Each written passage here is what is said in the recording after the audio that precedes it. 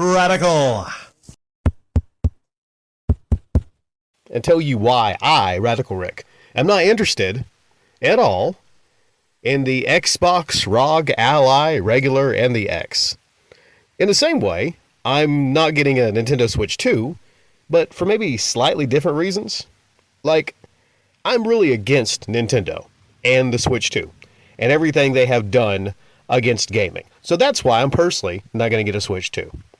When it comes to this, I'd be more open to getting this, but there's a couple reasons I know I'm not going to get it. The number one thing is actually not, well, I'll just get this out of the way. What the number two thing is the price.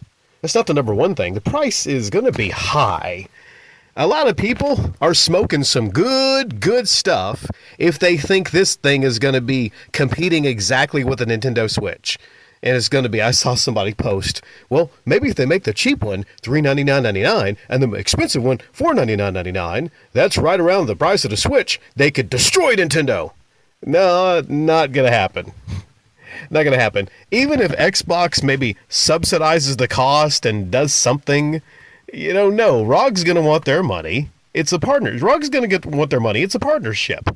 So, I don't know what some of you Xbox fanboys are smoking, where you think this thing's going to be $400 to $500, but I'm here to tell you, no, it's not. This is a premium item. Okay. The main reason I'm not going to get it is, and the reason I'm not going to get a Switch 2, but the reason I'd probably get a Switch 2 over this would be the apparent, complete and utter lack of any type of slot to put any physical media in. No pop-out disc drive like the Sony, the Vita, and the PSP. Nothing. No disc in a shell type situation. No little cartridge slot for something like you got in the Switch. And I know the Switch 2 uses key cards for a lot of their games, but still, on the OG Nintendo games, they still got the cartridge. So no cartridge, no disc, a no buy for me. I mean, last thing I'm doing is buying an Xbox. The closest I had was I think I made like a deal or something for Xbox Series S. I didn't pay that much at all for it, but I wound up flipping it at my store and selling it, which was my intention all along. I didn't want the Series S, not the Series S, but the Series S. I didn't want that shit. I don't want any console, if I can help it, without the actual physical disk drive or the cartridge slot, but I'm a physical media guy. So it's not for me, mostly for that. Also, the price, I have a Series X, I have a CyberPower PC. Why would I need or want this? All my bases are covered. I don't need to be on the go a lot. I don't need the convenience of walking into a room and sitting down and having a gigantic 7-inch screen in my face playing games. I can play on a damn 70-inch. 7 inches versus 70 inches. All right? So I'm not traveling in the back of anybody's vehicle. If I'm going somewhere, I'm driving, pretty much. So this is not something for me. Not something at all for me. That being said, are there cool aspects about this ROG Ally X? Most definitely, yes. Yes. Oh, yes, there is. I can see why there's so much interest around it. Because Xbox, instead of making their own 100% handheld, they partnered with someone that already made a good handheld system in the ROG Ally. They partner with them. Who's to say what percentage of the partnership Microsoft had? It's not even 50%, I think. It's more than 50% about them, ROG Ally. Because it's a modified ROG Ally, and it's the operating system that has a lot of people interested in. It's a streamlined Windows operating system that seems to be streamlined in a way that I can't tell you the technical specs about it, or, I wish I could get into it. But a lot of people that know about that kind of stuff say that it's really nice. And it has great ergonomics, meaning they sawed up an Xbox controller and they put it on the corners. It doesn't look like a monstrosity. It looks kind of cool. the way they work them in, but let's be honest here, they just cut up a fucking Xbox controller and they smushed it onto a ROG Ally. And the thing is heavy, a lot heavier or bigger or bulkier than the Switch, but you got them ergonomics. So if you want an experience in the palm of your hand right now, if you ever wanted an Xbox experience, you play your Halo, your Gears, your Forzas. Well, you can play Forza on PlayStation 5, but still, if you wanted that experience at the palm of your hand, you now finally have it. With this partnership, there was a reveal of this IGN reveal I saw, and I'm sure they had a lot of people that were paid off to act really excited, and they were showing them the video screen, and basically had a liquidy metal type see-through situation where the system was turning into eventually the Xbox. And you had this creamy substance and you had the buttons busting out through the cream, and the crowd erupted. The crowd erupted when they saw the Xbox logo pop out. Like, hell yes, this is the Xbox handheld. But then crickets when they saw the ROG logo, the ROG. Like, oh, we see what this is. It's Microsoft getting on another platform like they are with the PlayStation now, using something to their benefit.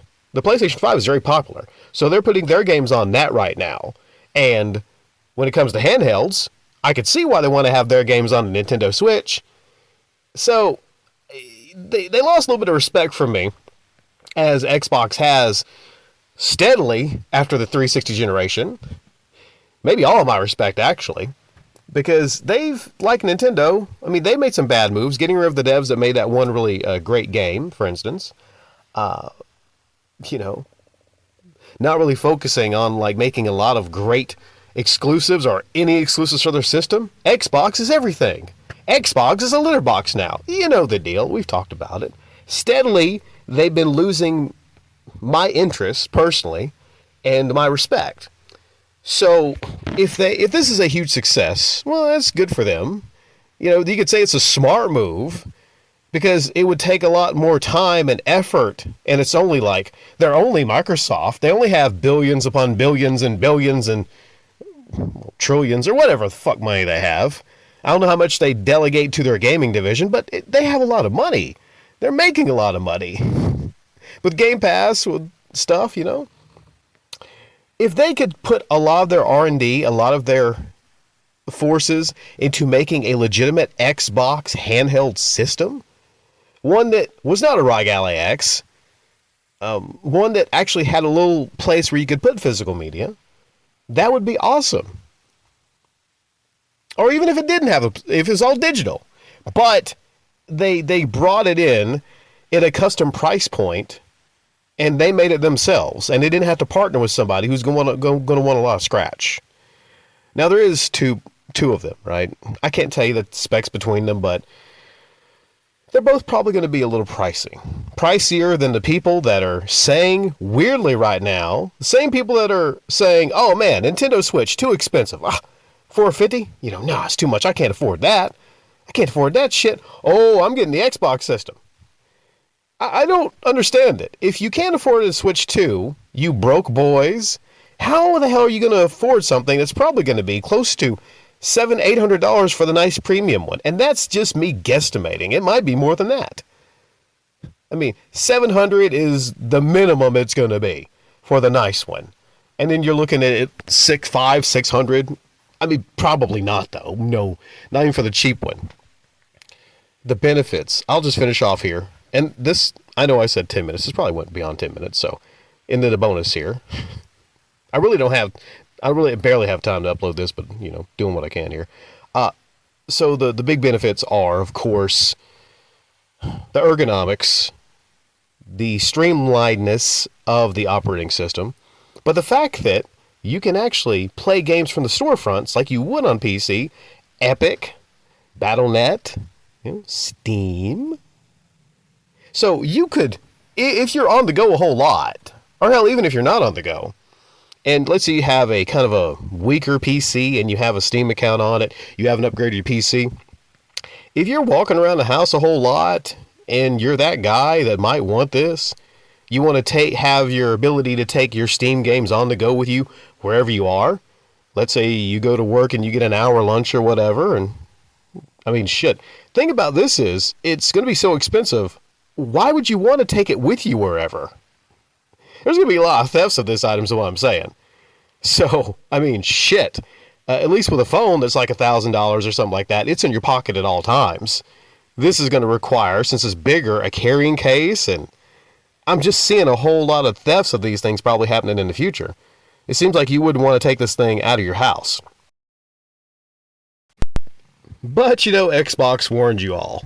They warned you that everything is an Xbox. So, they're going to slowly be taking over things like the PlayStation 5, putting their games on it, the ROG Ally X.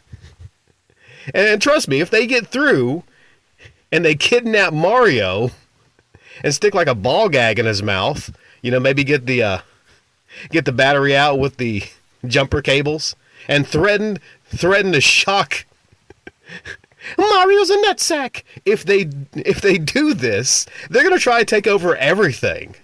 And even though we, the Xbox people, we people that like the Xbox from the 360 era, just want them to focus on making a fucking good Xbox with some good exclusive games, they're going to do the opposite and just take over all of gaming.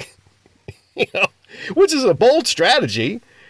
But yeah, the last thing I'll briefly touch upon, and I might have a longer upload about this in the future, is the fact that, yes, you actually can play some PlayStation 5 games on this system.